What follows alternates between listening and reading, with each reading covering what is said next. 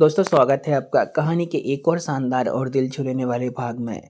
दोस्तों अगर आपने हमारे चैनल को सब्सक्राइब नहीं किया है तो कर लीजिएगा। देश का सबसे बड़ा न्यूज़ नेशनल न्यूज़ चैनल का स्टूडियो नंबर 1। स्टूडियो के अंदर का तापमान एसी की वजह से एकदम कपकपा देने वाला ठंडा था, लेकिन चारों तरफ की तेज रोशनियां एक अजीब घुटन भरा माहौल बना रही थी। फर्श पर अनगिनत तार फैले हुए थे और 3 बड़े-बड़े कैमरे ठीक बीच में रखे सोफे की तरफ तान दिए गए थे। उस सोफे पर प्रिया बैठी थी। उसने एक बहुत ही साधारण हल्के रंग की सूती साड़ी पहन रखी थी। बाल अस्त-व्यस्त थे और आँखों के नीचे मेकअप से चोट के निशान बनाए गए थे। वह देखने में बिल्कुल एक तबाह प्रताड़ित गृहिणी लग रही थी। उसके सामने वाली कुर्सी पर इस चैनल का सबसे मशहूर एंकर बैठा था, जिसकी चीख-पुकार और कलाबाजी सुनने के लिए देश के लाखों लोग रात टीवी के सामने बैठते हैं।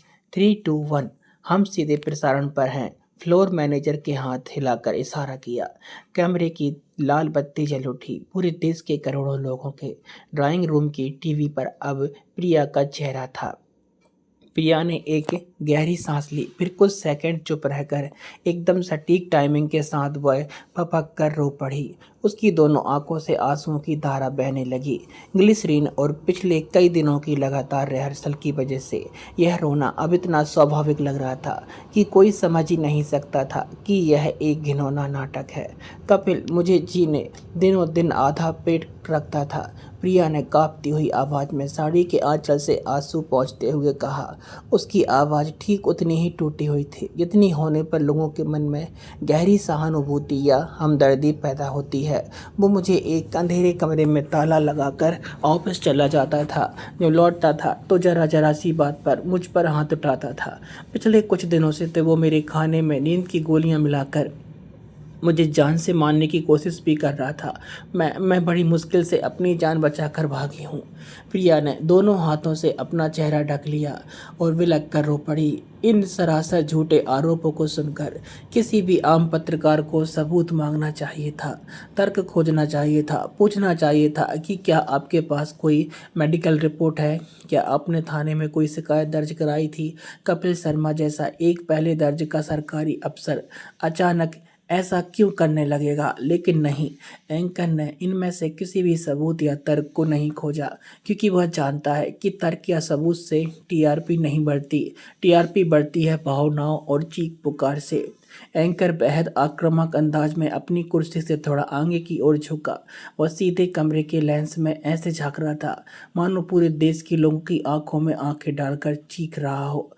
आप लोगों ने देखा, आप लोगों ने सुनी एक पढ़े लिखे अफसर की पत्नी की दर्द भरी पुकार। एंकर के गले की नसें अभिनय के कारण फूल गई थीं। और कब तक कपिल जैसे पढ़े लिखे जानवर इस समाज में बर्दाश्त किए जाएंगे? बाहर से भले ही आदमी का नकाब पहने ये मर्द घर के अंदर एक एक राक्षस होते हैं। क्या इनके कारण हमारे देश की बेटियां कभी सुरक्षित नहीं हैं? इस कपिल शर्मा को फौरन सजा मिलनी चाहिए, ताकि कोई दूसरा जानवर किसी लड़की की तरफ आंख उठाकर देखने की हिम्मत भी ना कर सके। आम लोग तो जो दिन भर की हाड़ तोड़ मेहनत के बाद रात में थोड़ी खबरें देखने बैठते थे, वे इस भावुक दृश्य को देखकर सच में कपिल पर गुस्सा हो रहे थे। चाय की दुकानों में, ड्राइंग रूम में, सोशल मीडिया पर पल भर में एक जबरदस्त एंटी मैन या पुरुष विरोधी भावना पैदा हो गई। सबने एक सुर में मान लिया कि कपिल एक जानवर है और प्रिया एक बेबस देवी।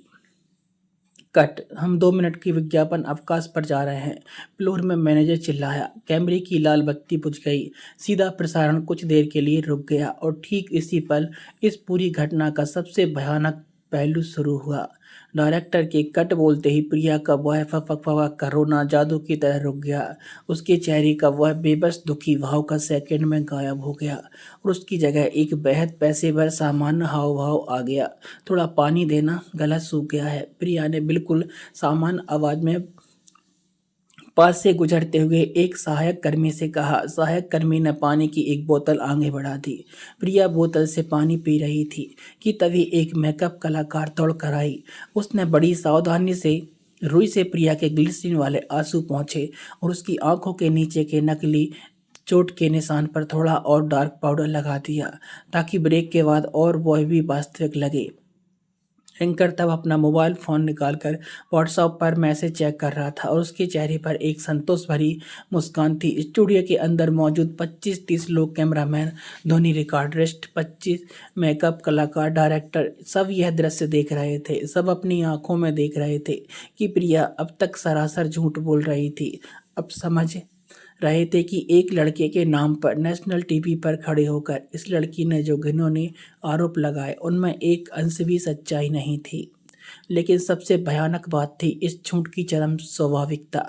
कोई चूं तक नहीं करेगा, कैमरामैन विरोध करके यह नहीं कहेगा कि वह इस फर्जी प्रसारण को नहीं चलाएगा, डायरेक्टर आकर एंकर से यह नहीं कहेगा कि एक बेगुनाह लड़के की ज़िंदगी इस तरह बर्बाद करना अपराध है। सब चुप थे, सब अपने काम में व्यस्त थे, क्योंकि कंट्रोल रूम में बैठा निर्माता देख रहा था कि प्रिया के रोने वाले इस एपिसोड ने उनके चैनल की रेटिंग एक झटके में आसमान पर पहुंचा दी है।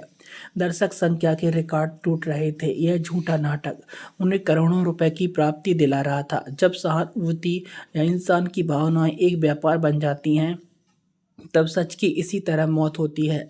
स्टूडियो की यह खामोशी साबित करती है कि आम पुरुष इस सिस्टम के लिए इंसान है ही नहीं। उनकी इज्जत, उनका करियर, उनके माँ बाप के आंसुओं की कोई कीमत ही नहीं है। एक लड़के की ज़िंदगी का बर्बाद होना उसके लिए सिर्फ एक शाम का मनोरंजन है, जिसे बेचकर ये अपनी जेबें भरते हैं। यह चरम अमानवीयता किसी भूत की कहानी से कम डरावनी नहीं है। स्टूडियो से कुछ किलोमीटर दूर दिल्ली के एक शानदार 5 स्टार होटल के प्रेसिडेंटियल सूट में बैठकर यह पूरा शो देख रहा था राजवीर बंसल। उसके सामने 78 इंच की एक विशाल टीवी स्क्रीन लगी थी। एक हाथ में महंगा क्यूबन सिगार, दूसरे में विस्की का गिलास। प्रिया का रोना और एंकर की चीखें देखकर राजवीर ने एक नारकीय अट्टहास किया। वह जानता था कि यह पूरी स्क्रिप्ट कैसे काम कर रही है। उसने खुद इस न्यूज़ चैनल के मालिक को कई करोड़ रुपए की फंडिंग दी थी ताकि यह प्राइम टाइम अवधि खरीदी जा सके। एंकर के वो डायलॉग शर्मिष्ठा की पीआर टीम ने लिखे थे। राजवीर ने लैपटॉप को अपनी गोद में खींच लिया। स्क्रीन पर उनके फर्जी एनजीओ के बैंक खाता सीधे आंकड़े चला रहा था। प्रिया टीवी पर जितनी बार फपक कर रो रही थी विदेशों के बड़े बड़े महिला अधिकारी संगठन से, उतनी ही बार लाखों डॉलर की डोनेशन उनके अकाउंट में आ रही थी। प्रिया के आंसुओं की एक एक बूंदों को राजवीर हजारों डॉलरों में कैश कर रहा था। दिस इज कॉल्ड ताकत। राजवीर ने सिगार का धुआं छोड़ते हुए अपने मन में बुदबुदाया, मैंने साबित कर दिया कि इस देश में सच जैसी कोई चीज़ नहीं होती। सच वही है जो तुम पैसे देकर मीडिया से कहलवा सको। राजवीर खिड़की की तरफ बढ़ा। बाहर दिल्ली की सड़कों पर अनगिनत आम लोगों की भीड़ थी। ये लोग सोच रहे थे कि वे टीवी पर सच्ची खबर देख रहे हैं। यह स्थिति एक आम आदमी के लिए चरम चौकेर है। एक आदमी जो शायद दिन भर अमानवीय मेहनत करके अपने परिवार को 2 वक्त की रोटी खिलाने के लिए बस में लटकते हुए घर लौट रहा है। जब वो यह न्यूज़ देखेगा तो उसके मन में क्या चलेगा? वह समझ जाएगा कि वह चाहे कितनी भी ईमानदारी हो, कितनी भी अच्छा पति हो, यह समाज उसे किसी भी दिन, किसी भी पल एक झूठा आरोप लगाकर सड़क पर फेंक सकता है। कोर्ट, पुलिस, इंसाफ, इन सब की अब कोई ज़रूरत नहीं है। न्यूज़ चैनल की अब फांसी का मंच है। इस भयानक व्यवस्था के नीचे आम पुरुष सिर्फ एक असहाय चींटी की तरह है, जिन्हें चाहे पैसे और रेटिंग के लालच में कुचला जा सकता है। कोई उनकी चीख नहीं सुनेगा। समाज सिर्फ लड़कियों के झूठे आंसुओं का वीडियो देखकर उनकी फांसी की सजा मांगे करेगा। राजवीर ने मुस्कुराते हुए विस्की का गिलास खत्म किया। कल सुबह की मेगा प्रेस कॉन्फ्रेंस की सारी तैयारी हो चुकी है। अगले हफ्ते संसद में बिल का पास होना अब सिर्फ वक्त की बात है। दिल्ली के इस 5 स्टार होटल और ऐसी स्टूडियो में अब करोड़ों रुपयों के बदले एक पूरे समाज की मगज धुलाई की जा रही थी। आम पुरुषों पर राक्षस का तमगा लगाया जा रहा था। तब उसी शहर की किसी अंधेरी धूल भरी गली में कपिल छिपा हुआ था। सोशल मीडिया और न्यूज़ चैनलों के इस विशाल भयानक डिजिटल कसाई खाने के सामने सड़ी मछली की गंध में सना हुआ, बुखार में तपता एक इंसान कैसे मुकाबला करेगा? क्या झूठ की यह पहाड़ जैसी इमारत कपिल के आखिरी वजूद को भी धूल में मिला देगी, या फिर खाई की एकदम तलहटी में पहुंच चुका एक शून्य इंसान ऐसा पलटवार करेगा जिसका जवाब राजवीर बंसल की खरीदी हुई मीडिया के पास भी नहीं होगा। पुरानी दिल्ली रेलवे स्टेशन के चारों ओर की गहमा गहमी धीरे धीरे बढ़ने लगी थी। चाय की दुकानों से उठता धुआं, कुलियों की हाक पुकार और हजारों लोगों के कदमों की आहट से चारों तरफ शोरगुल था। लेकिन इस शहर की विशालता के बीच प्लेटफॉर्म के एकदम आखिरी छोर पर एक गंदी सामान ढोने वाली गाड़ी से जो लोग नीचे उतरे, उनकी तरफ किसी ने मुड़कर भी नहीं देखा। अगर कोई देखता भी तो घिन से नाक से कुड़कर दूर हट जाता। कपिल की हालत सबसे ज़्यादा खराब थी। पूरी रात थर्माकोल के उस बक्से में बर्फ के नीचे दबे रहने के बाद उसका शरीर अब किसी इंसान जैसा नहीं दिख रहा था। बर्फ गला गंदा पानी अभी भी उसके गालों से रिसकर नीचे गिर रहा था। उसके शरीर में ऐसी ऐसी दुर्गंध आ रही थी कि उन लोगों को खुद सांस लेने में तकलीफ हो रही थी। बुखार से कपिल का शरीर थर थर काँप रहा था। दिल्ली की ठंडी हवा उसके गीले कपड़ों को भेद कर हड्डियों तक में सैरन पैदा कर रही थी। न्यायाधीश वर्मा और परिचित की हालत भी किसी मृत प्राय इंसान जैसी थी। पूरी रात की उस नरक यंत्रणा ने मानो उनकी उम्र का निशान 10 साल और बढ़ा दिया था। वे स्टेशन से बाहर निकल आए। धूल भरे फुटपाथ पर वे खुद को घसीटते हुए आगे ले जा रहे थे। स्टेशन के ठीक बाहर एक चाय की दुकान थी। एक बड़ी सी पतीली में चाय उबल रही थी। अदरक और इलायची की खुशबू हवा में तैर रही थी। पूरी रात के भूखे ठंड में जमे हुए इन लोगों को वह उबलती हुई चाय इस वक्त दुनिया का सबसे कीमती अमृत लग रहा था। न्यायाधीश वर्मा और परिचित चाय की दुकान पर रखी लंबी चौकी की तरफ फैल कर ताक रहे थे। समीर ने अपनी जेब टटोलकर कुछ सिक्के निकाले, सिर्फ 12 रुपए। समीर धीमे कदमों से चाय की दुकान की तरफ बढ़ा। उसके पीछे कपिल भी था। भाई, 2 चाय मिलेंगी? बहुत ठंड लग रही है। समीर ने सिक्के आगे बढ़ाते हुए बेहद करुणा आवाज में कहा। चाय वाला एक कुल्हड़ में चाय डालने ही वाला था, लेकिन समीर और कपिल को सामने आकर खड़ा होते देख उसका चेहरा अत्यधिक घृणा से विकृत हो गया।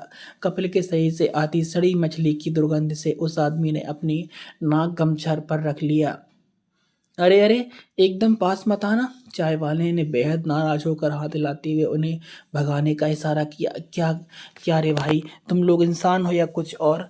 चल भाग यहाँ से, सुअर जैसी बदबू आ रही है शरीर से। तुम लोग यहाँ खड़े रहोगे तो मेरे सारे ग्राहक भाग जाएंगे। जा दूर जाकर खड़ा हो। चाय वाले की ये कर्कश अपमानजनक बातें सुनकर समीर का जबड़ा सख्त हो गया। वह कुछ कहने ही वाला था कि उससे पहले कपिल ने समीर का हाथ पकड़कर उसे खींच लिया। कपिल ने कोई विरोध नहीं किया। उसने चाय वाले की आंखों में एक बार देखा। उन आंखों में कोई गुस्सा या नाराजगी नहीं थी, बस एक चरम अंतहीन शून्यता थी। कपिल धीमे कदमों से दुकान से दूर फुटपाथ के एक किनारे जाकर खड़ा हो गया। उसे लगा चाय वाले ने कुछ गलत तो नहीं कहा। जय वह अब सच में एक सड़े गले कचरे जैसा ही होता है। इस फुटपाथ पर खड़े होकर ठंड में कांपते कांपते कपिल को अचानक एक अजीब सी दार्शनिक अनुभूति हुई। उसे बस 2 महीने पहले की बात याद आ गई। यही कपिल जब इस्त्री किए हुए साफ कपड़े, टाई और महंगा इत्र लगाकर अपनी सरकारी गाड़ी से दफ्तर जाता था तो सड़क के लोग उसे रास्ता दे देते थे। यही चाय वाले उसे देखकर साहब साहब कहकर चाय आगे बढ़ा देते थे। उसके एक दस्तखत के लिए बड़े बड़े ठेकेदार घंटों आकर कतार में खड़े रहते थे। लेकिन आज आज उसके शरीर पर उस सरकारी अफसर का कोई तमगा नहीं है, जेब में कोई पैसा नहीं है। आज वह सिर्फ एक आम कंगाल इंसान है। और यह समाज एक आम शक्तिहीन पुरुष से कितनी नफरत करता है, यह कपिल आज रग रग से महसूस कर रहा था। समाज एक पुरुष का सिर्फ हैसियत और पैसा देखता है, इंसान को नहीं। एक पुरुष का सम्मान, उसका अस्तित्व, उसका प्यार, सब कुछ इस बात पर निर्भर करता है कि वह कितना कमा पा रहा है और उसका पद क्या है। जिस दिन एक पुरुष से उसका हैसियत और पैसा छीन लिया जाता है, उस दिन यह समाज उसे गली के कुत्ते से भी बदतर समझता है। कुत्ते को भी लोग दया करके एक बिस्कुट फेंक देते हैं, लेकिन एक कंगाल बदबूदार पुरुष को कोई एक कप चाय भी दया करके नहीं देता। कपिल को समझ में आया कि उसकी सारी जिंदगी की ईमानदारी एक अच्छा छात्र होने का घमंड, एक अच्छा बेटा होने की कोशिश, इन सब की इस दुनिया में कोई कीमत नहीं है। यह दुनिया बहुत क्रूर है और पुरुषों के लिए यह दुनिया और भी ज़्यादा बेरहम है। यहाँ पुरुषों को जीने का अधिकार तभी मिलता है जब वे समाज के किसी काम आते हैं। चल कपिल, यहाँ हमें कोई बैठने नहीं देगा, समीर ने हताश आवाज में कहा। वे सिर झुकाकर फिर से फुटपाथ पर चलने लगे। पुरानी दिल्ली की चौड़ी सड़क, सुबह का यातायात धीरे धीरे बढ़ रहा था। महंगी गाड़ियां उनके पास से तेज रफ्तार से गुजर रही थी। कपिल सिर झुकाकर सड़क की धूल और गंदगी को देखते हुए चल रहा था। अचानक सड़क के एक बड़े मोड़ पर आकर न्यायाधीश वर्मा ठिठक कर रुक गए। वे एकटक ऊपर की ओर देख रहे थे। कपिल ने धीरे धीरे अपना भारी सर ऊपर उठाया। सड़क के मोड़ के ठीक ऊपर एक विशाल बहुमंजिला इमारत पर एक विशालकाय डिजिटल विज्ञापन पट्टी टीवी लगा हुआ था। करोड़ों की रोशनी से जगमगाती उस पर्दे पर एक बहुत बड़ी तस्वीर चमक रही थी। तस्वीर प्रिया की थी। साड़ी पहने, बेदाग श्रृंगार किए हुए प्रिया, एक विशाल मुस्कुराता हुआ चेहरा। उसकी आंखों में कोई अपराध बोध नहीं, बस सत्ता का अहंकार था। और तस्वीर के ठीक नीचे बड़े बड़े गहरे अक्षरों में लिखा था, नारी सुरक्षा का नया चेहरा प्रिया, पारिवारिक सुरक्षा विधेयक 2026 का समर्थन करें। कपिल को लगा जैसे उसके सीने में किसी ने एक धारदार वाला भाला घुसेड़ दिया हो। वह फैल फैल फैल कर उस विशाल पर्दे की तरफ ताकता रहा। सिर के ऊपर उस करोड़ों की रोशनी वाले विज्ञापन पट पर उसकी अपनी पत्नी हंस रही थी। वह पत्नी जिसने उसकी जिंदगी को तिल तिल कर तबाह कर दिया था, उसके बूढ़े माँ बाप को सड़क पर फेंक दिया, उसे एक झूठे घरेलू हिंसा के मामले में फंसाकर जेल भेजना चाहा। आज वही पत्नी पूरे देश के लिए एक देवी है। पूरा देश उसे सलाम कर रहा है। सामाजिक मीडिया से लेकर सड़क के मोड़ तक हर जगह प्रिया की जय जयकार हो रही है। वह अब सत्ता के शिखर पर बैठी एक प्रतिनिधि है और नीचे नीचे दिल्ली की इस गंदगी नाली के बगल में सड़ी मछली की गंध से सना हुआ ठंड में कांपते हुए वह खुद खड़ा है। कपिल शर्मा, जिसे एक मामूली चाय वाला भी घिन से भगा देता है, जिसकी जेब में एक कप चाय पीने के भी पैसे नहीं हैं। कपिल सड़क के एक टूटे हुए नल की तरफ बढ़ा। नल के गंदे पानी को दोनों हाथों से अंजलि में भरकर उसने अपना मुंह धोया। कपिल ने मुंह पहुंचकर फिर से उस विशाल विज्ञापन पट्टी की तरफ देखा। प्रिया का वह मुस्कुराता चेहरा जैसे ऊपर से उसकी तरफ देखकर व्यंग कर रहा है। कपिल जानता है अगले हफ्ते यह विधेयक मंजूर हो गया तो यह समाज उसके जैसे और लाखों पुरुषों को यही नाली का कीड़ा बना देगा। इस चरम आसमान लड़ाई में क्या कपिल कभी भी उठकर खड़ा हो पाएगा? एक इंसान जिसकी जेब में 10 रुपए नहीं है, वह कैसे 1700 करोड़ रुपए के राजनीतिक और सामाजिक मीडिया साम्राज्य को चुनौती देगा? पुरानी दिल्ली स्टेशन के बाहर उस चाय की दुकान पर हुए अपमान के बाद समीर समझ चुका था कि इस शहर की मुख्य सड़कों पर अब उनके लिए कोई जगह नहीं थी। भोर की रोशनी पूरी तरह फैल चुकी थी। चारों ओर की दुनिया जाग उठी थी और सड़कों पर भीड़ बढ़ रहा था। लेकिन इन लोगों के लिए सुबह होने का मतलब था पुलिस की नज़रों में आने का खतरा बढ़ जाना। सबके कपड़े सड़ी मछली के खून और गीले बर्फ के पानी से सने हुए थे। बदबू के कारण सड़क पर चलते आम लोग उन्हें अजीब नज़रों से देख रहे थे। हमें यहाँ से हटना होगा, इस तरह सड़क पर रहे तो आधे घंटे में कोई पुलिस को खबर कर देगा, समीर ने नीची आवाज़ में कहा। वे स्टेशन परिसर छोड़कर पीछे की तरफ पुराने रेलवे यार्ड की ओर बढ़ने लगे। वह जगह आम यात्रियों के लिए नहीं थी। वहाँ कतारों में खड़ी बाटिल ट्रेनों की बोगियाँ, जंग लगी लोहे की पटरियाँ और बड़े बड़े डंपिंग ग्राउंड थे। उस यार्ड के एकदम आखिरी छोर पर उन्होंने एक आधा टूटा धूल से ढका टिन का गोदाम देखा। गोदाम के अंदर ट्रेन की पुरानी सीटें, बाटिल लोहे के पुर्जे और लकड़ी के स्लीपर बिखरे पड़े थे। जगह अंधेरी सीलन भरी और जले हुए मोबिल ऑयल और चूहों की गंध से भरी थी, लेकिन कम से कम यहाँ उन्हें कोई देख नहीं सकता था। वे अंदर घुसकर एक अंधेरे कोने में पनाह ले ली। समीर ने कुछ पुराने कार्डबोर्ड फर्श पर बिछा दिए। कपिल बिना कोई बात किए उस पर लेट गया। उसके शरीर में बुखार था। पैर के घाव से अब खून तो नहीं निकल रहा था, लेकिन वहां से एक पीला सा रस रिस रहा था। इन्फेक्शन शुरू हो गया था। जस्टिस वर्मा एक लकड़ी के बक्से पर बैठ गए। हमें एक महफूज जगह चाहिए और कपिल के लिए दवा चाहिए। इस तरह बिना इलाज के वह मर जाएगा, कमल ने चिंतित आवाज में कहा। समीर ने एक गहरी सांस ली। जेब में सिर्फ 12 रुपए लेकर दिल्ली शहर में गुजारा नहीं किया जा सकता। उन्हें पैसे की जरूरत थी और एक भरोसेमंद इंसान की मदद की। कमल तुम अपना फ़ोन चालू करो। समीर ने कहा, पिछले 3 दिनों से हमने फ़ोन बंद रखा है ताकि पुलिस हमारा ठिकाना पता ना कर सके पाए, लेकिन अब हमें फ़ोन करना ही होगा। बस 5 मिनट के लिए चालू करना, फिर बैटरी निकाल देना। कमल ने थोड़ा हिचकिचाते हुए अपना पुराना स्मार्टफ़ोन चालू किया। साथ ही ढेरों सूचनाएं और संदेश आने लगे। इंटरनेट चालू होते ही स्क्रीन पर नेशनल न्यूज़ की सुर्खियां उभर आईं। हर जगह प्रिया की रोती हुई तस्वीरें थीं और कपिल को जानवर कहलाकर गालियां दी जा रही थी। समीर ने उस तरफ परवाह न करते हुए अपनी मेमोरी से कुछ नंबर डायल करने शुरू किए। पहले उसने अपनी वकील बिरादरी के 2 जाने माने सीनियर्स को फ़ोन किया, लेकिन समीर की आवाज़ सुनने के बाद और समझने के बाद भी वे कहाँ हैं। दोनों सीनियर बुरी तरह डरकर फ़ोन काट दिए। कोई इस झमेले में नहीं पड़ना चाहता था। प्रिया की जनसंपर्क टीम और न्यूज़ चैनलों ने ऐसा डर का माहौल बना दिया था कि अब कपिल की मदद करने का मतलब अपना करियर ख़त्म कर लेना था। समीर का जबड़ा सख्त हो गया था। समाज कितनी आसानी से एक झूठे मीडिया ट्रायल को देखकर सच्चाई भूल जाता है। इसके बाद समीर ने अपने कॉलेज के एक पुराने दोस्त को फ़ोन किया। उसका नाम कबीर था। कबीर दिल्ली में ही एक बड़ी कॉर्पोरेट कंपनी में कानूनी सलाहकार के तौर पर काम कर रहा था।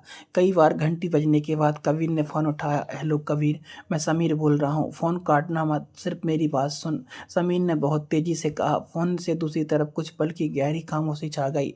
फिर कबीर की आवाज़ सुनाई दी। उसकी आवाज़ काँप रही थी। समीर भाई, तू कहाँ है? तू लोगों के नाम पर तो पूरे देश में पुलिस की चेतावनी जारी हो गई है। भाई, तुम लोग इस लड़की से जीत नहीं पाओगे। वह एक आस्त शैतान है। मैं जानता हूँ कबीर। समीर की आवाज़ में एक दबा हुआ दर्द था। लेकिन मैं कपिल को इस तरह मरते तो नहीं देख सकता। उसे बुखार है, मैं पैर में गैंग्रीन हो रहा है। हमारी जेब में 1 रुपया भी नहीं है। मैं तुझसे कोई गैरकानूनी मदद नहीं मांग रहा। तू बस मुझे कुछ पैसे दे दे। मैं कपिल को लेकर दिल्ली के बाहर किसी सस्ते लॉज या किराए के घर में एक सुरक्षित जगह ढूंढूंगा। कपिल को थोड़ा ठीक करना है। कबीर दिल का बहुत अच्छा इंसान था, लेकिन वह एक आम घर गृहस्थी वाला आदमी था। उसकी बीवी थी, छोटे बच्चे थे। वह अपने घर में एक फरारी मुस्लिम को पनाह नहीं दे सकता था।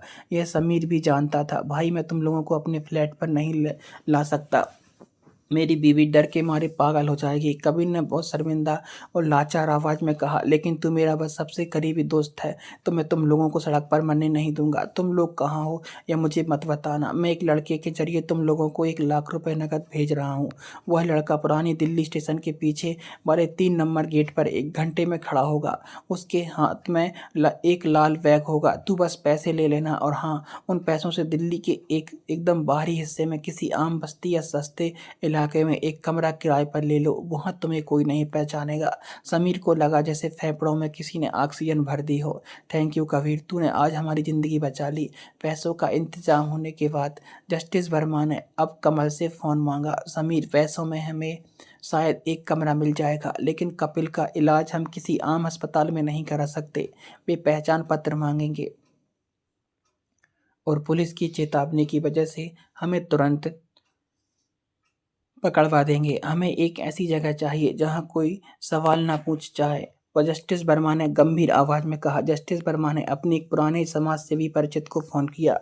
वह आदमी कभी कानूनी सहायता में काम करता था और समाज के निचले तबके की खबरें रखता था। जस्टिस वर्मा ने उसे पूरी स्थिति समझाई।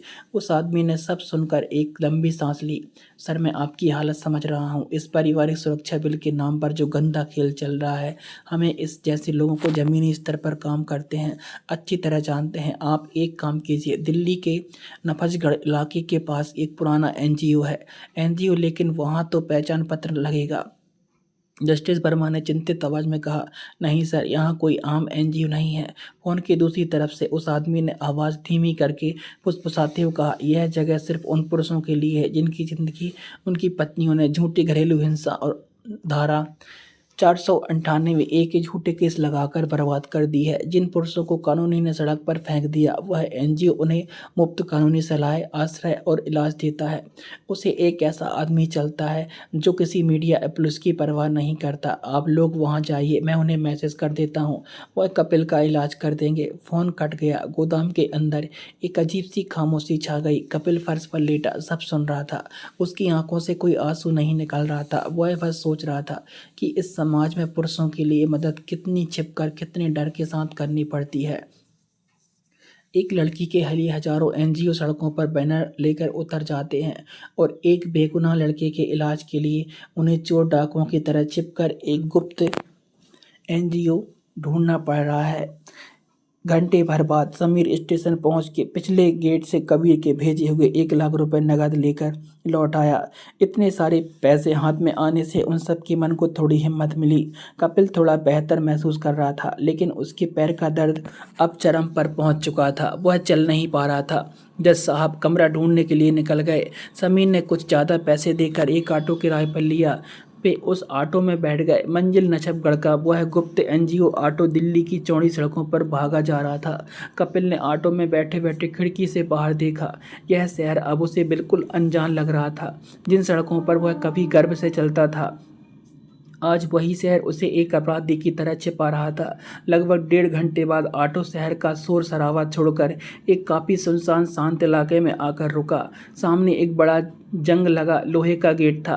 बाहर कोई साइन बोर्ड नहीं था। देख कर लगता था जैसे कोई पुराना बंद पड़ा गोदाम हो। समीर ने ऑटो वाले को किराया चुकाया और वे गेट के सामने आकर खड़े हो गए। समीर ने थोड़ा हिचकिचाते हुए गेट का भारी लोहे का कड़ा पकड़कर दोबारा खटखटाया। खट खट। कुछ सेकंड बाद गेट के बीच एक छोटी खिड़की खटाक से खुली। अंदर से एक जोड़ी बेहद तीखी शांत आंखें उन्हें घूरने लगीं। हमें जज साहब ने भेजा है कपिल के इलाज के लिए, समीर ने नीची आवाज में कहा। खिड़की बंद हो गई। कुछ पलों की गहरी खामोशी के बाद भारी लोहे का गेट एक गड़गड़ाहट की आवाज के साथ अंदर की ओर खुलने लगा। कपिल ने अपनी बुखार से धुंधलाई आंखों से अंदर की ओर देखा। इस विशाल काले गेट के उस पार उसके लिए क्या इंतजार कर रहा था? इस एनजीओ का मालिक असल में कौन है?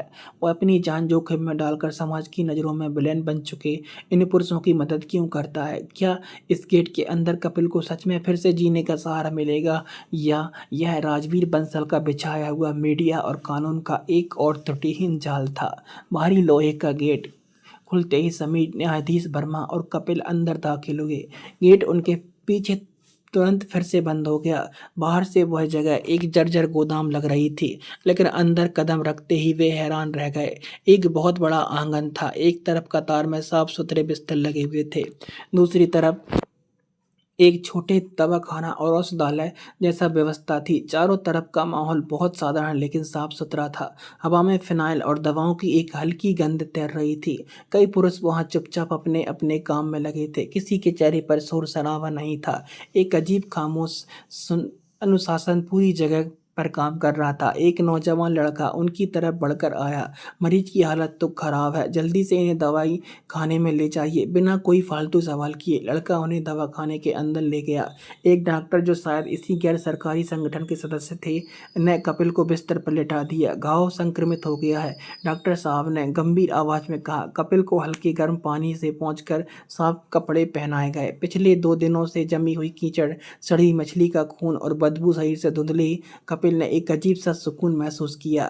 डॉक्टर साहब ने बड़ी सावधानी से उसके पैर के घाव को साफ किया। इस बार किसी झोला छाप डॉक्टर वाली बिना बेहोशी की दवा की पीड़ा नहीं थी।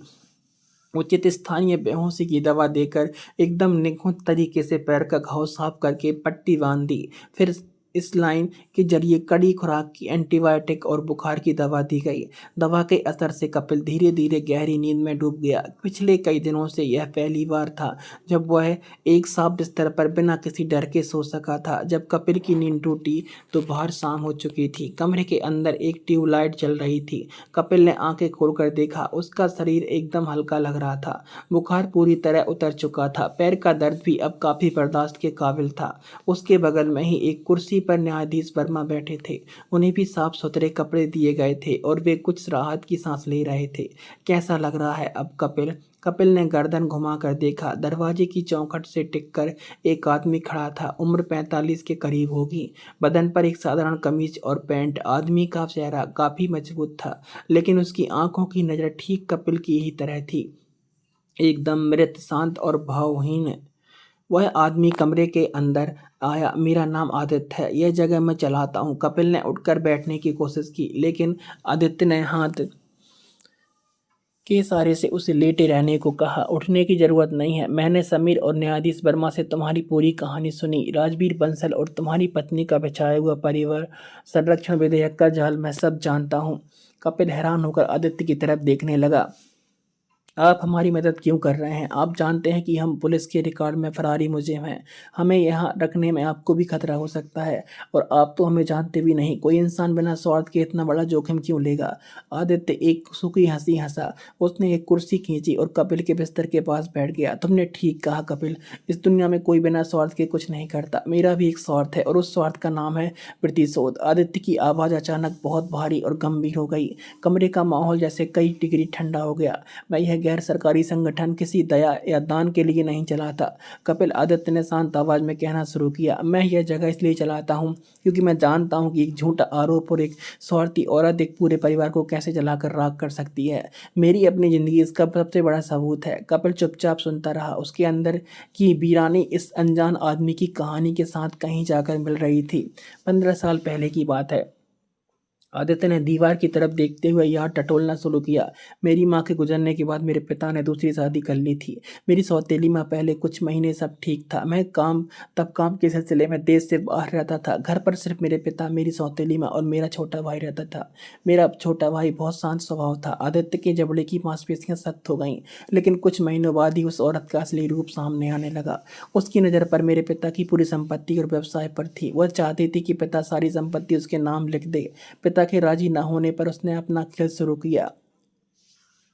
उसने खुद पहले अपने शरीर पर चोट पहुंचाकर थाने में मेरे पिता और भाई के खिलाफ घरेलू हिंसा का और नारी उत्पीड़न की झूठी रिपोर्ट लिखवा दी। पुलिस ने आकर मेरे 8 साल के पिता और 22 साल के भाई को 60 साल के पिता और 22 साल के भाई को गिरफ्तार कर लिया। आदित्य कुछ पल रुका। उसकी आंखों में आंसू नहीं थे, लेकिन उसकी आवाज़ में जमा पहाड़ जैसा दुख कपिल बहुत साफ साफ महसूस कर सकता था। जब मैं खबर सुनकर विदेश से लौटा तब तक बहुत देर हो चुकी थी। आदित्य की आवाज़ जरा सी काँपी। मेरी सौतेली माँ ने कानून की खामियां फ़ायदा उठाकर कुछ पुलिस और वकीलों को घूस देकर मेरी ऐसी हालत बना दी कि मेरे पिता और भाई को जमानत नहीं मिली। जेल के अंदर दिन रात अपमान और यातना बर्दाश्त न कर पाने की वजह से मेरे पिता ने जेल की कोठरी के अंदर ही आत्म कर ली। न्यायाधीश वर्मा शहर उठे। कपिल ने आंखें बंद कर ली और मेरा छोटा भाई आदित्य ने एक लंबी सांस ली। पिता की आंखों के सामने वैसी मौत देकर और समाज का यह अमानवीय अत्याचार ना सह पाने की वजह से मेरे भाई का मानसिक संतुलन पूरी तरह खत्म हो गया। वह अब एक मानसिक अस्पताल में भर्ती है।